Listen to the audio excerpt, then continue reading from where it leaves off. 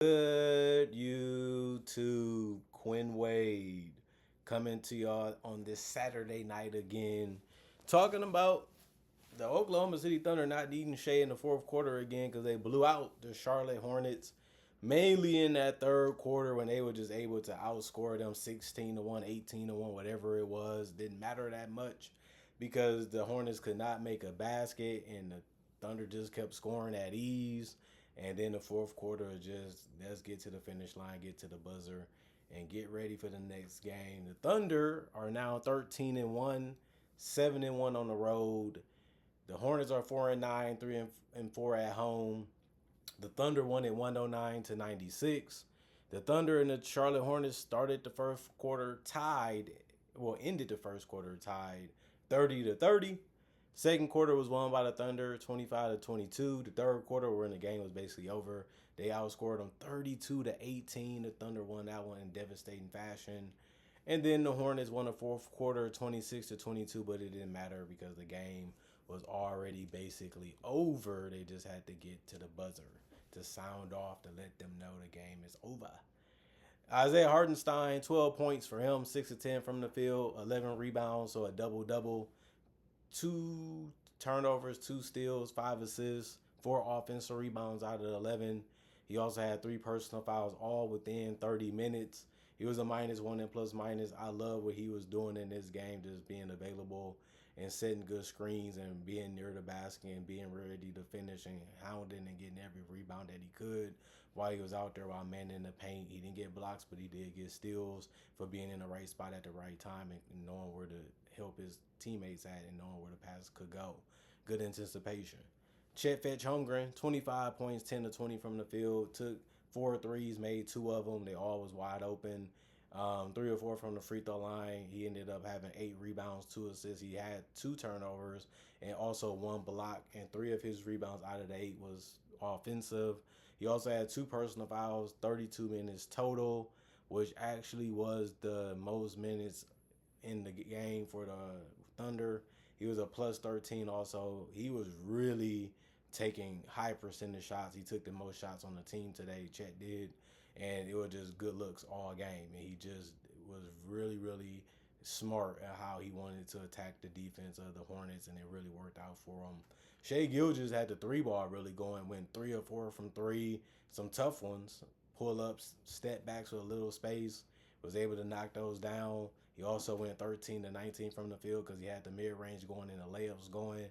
He finished with game high 33 points tonight, which is what he normally gets, and he's averaging that for the season. He was 4 or 5 from the free throw line, so he didn't need the free throws tonight to get that 30, and he still was able to do it efficiently. He was also a guy that had 4 rebounds, 7 assists, and a turnover with 2 steals. And he also ended up having only 1 personal foul in 29 minutes that he played. He was a plus 21 and plus minus. Lugens Dort was healthy again. He had 3 points because he went 1 of 2 from 3, 1 of 4 from the field. 4 rebounds, 1 assist, 1 turnover. One of his rebounds was offensive out of the 4. He had 2 personal fouls in 22 minutes. He was a plus 23 and plus minus. We know he doesn't like to shoot a lot. He's just out there to defend his position, help when he has to help, reach when he has to reach, and just hit threes if he's open or make a play for a mid-range or a layup or just pass and dish if he doesn't have the shot or just stay out the way. Offensively, Cason Wallace, 10 points. The only person to not score in double figures in this starting lineup was Lugens Dort. Everybody else did.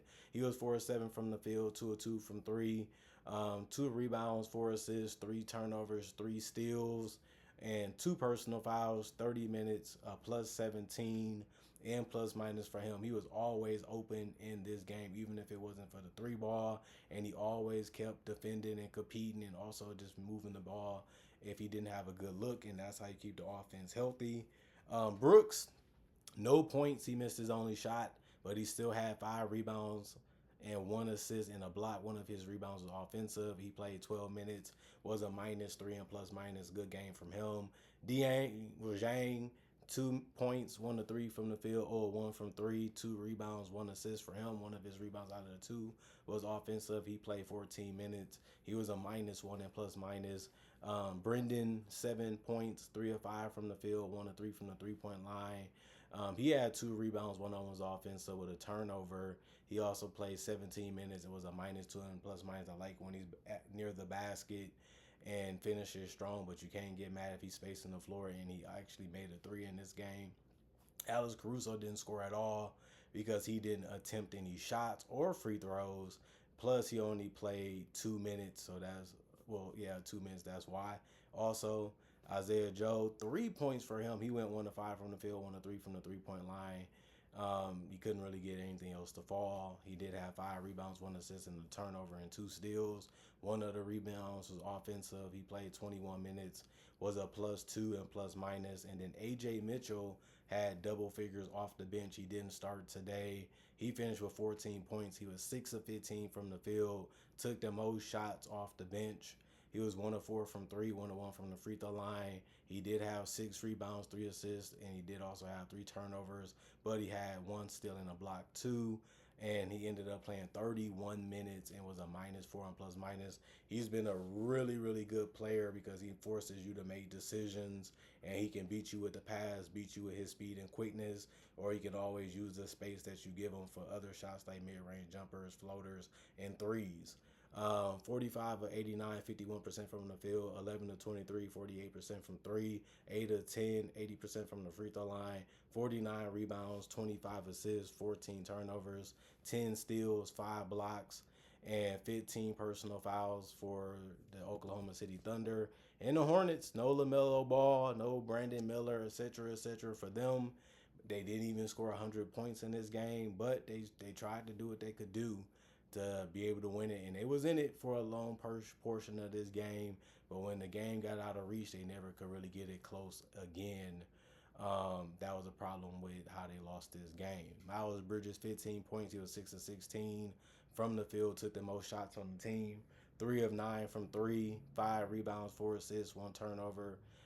30 minutes, a -20 in plus minus. He was really out there getting buckets like he's been the last couple games. Maybe not the most efficient night, but somebody had to take the shots. Somebody had to try to go out there and lead this team with their attack and show them that they're not going to back down. And Miles Bridges did that. Ryan was always in the right place at the right time because he knows where to be at and he knows how to be outsmart his defenders that's guarding him or trying to find a way to guard him. He ended up having 13 points. He was 4 of 6 from the field, 5 of 6 from the free throw line. He had 7 rebounds and a steal in the block.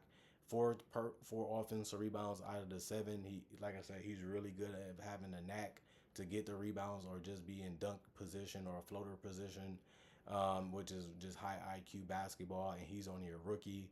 26 minutes and a -9 and plus minus. He's been a great addition to this team because of his defense and because of his IQ and ability to set good screens, help his teammates get space to be able to get shots off or to get a first step on their opponent while also pressuring them to guard him because if you don't, he's going to find a way to get in dunk or spot range and then finish strong. Colin Sexton, 13 points, 5 of 13 from the field, 3 of 6 from three, 4 rebounds, 3 assists, 3 turnovers, 1 steal. One of his rebounds was offensive. 30 minutes and a -20 in plus minus. He's really good at scoring the basketball. He had his 3-ball really going today. But other than that, he was just making quick, fast decisions, and it was hurting the defense a little bit, but they just couldn't keep it up. And Sion James was one of them. He only had 3 points because he went 1 of 7 from the field, 1 of 5 from three. He did actually help out with 2 rebounds and the assist, and he did have 2 personal fouls in the 26 minutes that he played. He finished as a -10 in plus minus. Con Knipple didn't have the big game that he'd been having lately. He was held to only 8 points. He shot 3 of 10 from the field, 2 of 5 from three. He also had 4 rebounds, 3 assists, and 5 turnovers, 2 blocks, and 2 personal fouls. 27 minutes and a -16 in plus minus. Musa, 13.6 of 7 from the field, 1 of 1 from the free throw line, 11 rebounds, a double-double for him. Stayed near the rim as he should and ended up working out for him. 2 turnovers, 1 block, 1 steal was good too, and 4 offensive rebounds was really good out of the 11. 2 personal fouls, 24 minutes in the -2 and plus minus. Mason Plumlee, zeros across the board besides having 1 rebound, 1 assist, and 5 minutes played for him. He was a +5 and plus minus also. Pat Connaughton hasn't really done much for him, but he did get 3 points and he was 1 of 4 from the field and 1 of 3 from the 3-point line. He had 4 rebounds and 1 assist and a steal. One of them was offensive. 16 minutes played, +5 and plus minus. Trey Mann, 10 points, 4 of 14 from the field, 2 of 6 from three, 2 rebounds, 1 assist, 1 block, 1 offensive rebound out of the 2 that he had. And he actually had 1 personal foul all in 21 minutes and was a -15 and plus minus. He took a lot of good shots. They just wasn't falling for him in this game. And even his threes was there and it was open. He just couldn't get him to drop besides 2. It can happen that way. It can be that way. But he did also take the most point shots off the bench. Antonio Reeves, 9 points, 3 of 6 from the field, 3 of 5 from three, 2 rebounds. One of his rebounds was offensive, so one was rebounded defensively, one was rebounded offensively. 1 personal foul, 17 minutes in the +10 in plus minus. And then KJ Simpson, 9 points. He was 4 of 13 from the field, 1 of 3 from the 3-point line. He did have 1 rebound, 5 assists, 2 turnovers, 2 steals, and he did have 18 minutes logged in before it was over. It was a +7 and plus minus. The bench, they was kind of mixed. Some guys just didn't shoot the ball that great, but all the guys did contribute on the rebounding end. Most of the guys also contribute when it came to keeping the ball moving and trying to make guys get open looks and see if they can just put it in the basket. It happened enough to where you'll be happy with it, but you just want some of the guys to shoot the ball a whole lot better if they're going to take a lot of attempts. But then again, that's part of the game.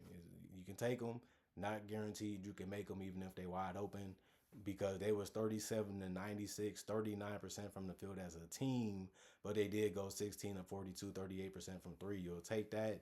They was 6 or 7 from the free throw line. That's not a lot of them, but they did shoot well, 86%, which was actually better than the Thunder. They had 43 rebounds as a team, 23 assists. They trailed the Thunder in those categories, and they also had 13 turnovers, which was actually less than the Thunder. They also did get 6 steals, which was less than the Thunder, and they had 5 blocks, which was tied with the Thunder.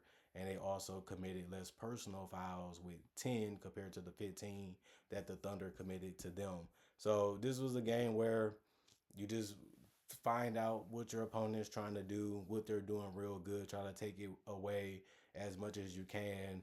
The Thunder had the better roster, they had the better team, and they just found a way to hold Charlotte to 1 attempt, get the rebound, come down and score in transition, or run some of the same plays, isolation or screens, and just find a way to get a guy to the basket, to a mid-range, or find a way to kick it out or get a pull-up 3.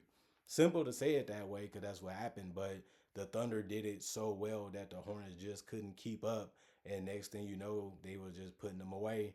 And then next thing you know, the fourth quarter came. The Hornets couldn't step up defensively. They couldn't keep making shots to a point where they can get back in the game or cut the lead enough to where they can win it, and the game was just over. That third quarter was just so crucial to this game because the run just put them further and further behind, and they could never really get back in it or catch up. And the Thunder have a tendency of doing that, and they did it real well in this game, and they continue their winning ways. Win streak now at 5, and we're going to see if this team can be one of the only teams to win 70 games in the season, because they're looking tough, and it's a lot of guys that's still in and out of the lineup, and Jalen Williams didn't even play 1 game this season, and they already been blowing everybody out, especially the last couple games in this win streak. Other than that, comment, like, subscribe, share, hit the notification bell to get the analysis when it first come out. I also do conversation videos just like this, but about various different NBA and basketball only topics. I also do breakdowns of real footage of legends, current legends, rookies, and also future stars. I also do mock draft and draft coverage too. So if you love that type of content and you need it, this is the channel for you, because I got over 4,000 videos already on my channel that you can watch right now, and it's all for free. And on top of that, I also try to upload videos every day throughout the day to give you something to watch and look forward to when it comes to basketball NBA content. Other than that, thanks for watching. Thanks for checking out the channel. Thank y'all for appreciating the content for it is and continuing to come back. Not only that, thanks for supporting me in the past, the present. Y'all continue to do it in the future. Y'all stay blessed up. Y'all stay good. Peace. And I'll see y'all later today, hopefully with more analysis.